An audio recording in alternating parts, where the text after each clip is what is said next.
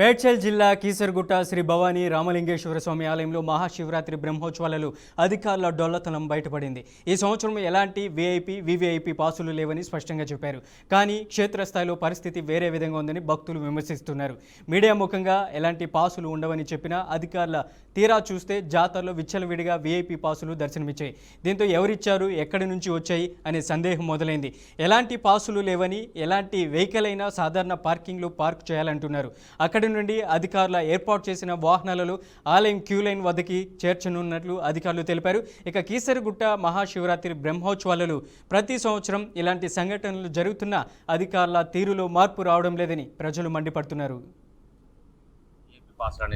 ఇచ్చేవాళ్ళు, సో వాళ్ళందరూ కూడా గుట్ట మీదకి వెహికల్స్ తోటి వచ్చేవాళ్ళు. దానివల్ల చాలా ఇబ్బంది. సాధారణ భక్తుల క్యూ లైన్ విపరీతంగా జాప్యం జరుగుతుంది. దాన్ని దృష్టిలో ఉంచుకొని ఈసారి ఎలాంటి విఐపి పాసులు కూడా టెంపుల్ తరఫున జారీ చేయబడలేదు. సో అందరికీ జనరల్ క్యూ లైన్లు అవైలబుల్ ఉంటాయి, లేదంటే 300, 500 టికెట్ క్యూ లైన్లు ఏవైతే ఉంటాయో రెగ్యులర్గా అవి మాత్రం అవైలబుల్ ఉంటాయి. భక్తులు దీన్ని దృష్టిలో పెట్టుకోవాలి. ఎట్టి పరిస్థితుల్లో ఎవరి వాహనాలు కూడా గుట్ట మీదకి అనుమతించబడవు. ఫస్ట్ అది అందరూ కూడా భక్తులు గుర్తుంచుకోవాలి. విఐపి పాసులు అనేటటువంటివి ఇచ్చేవాళ్ళు.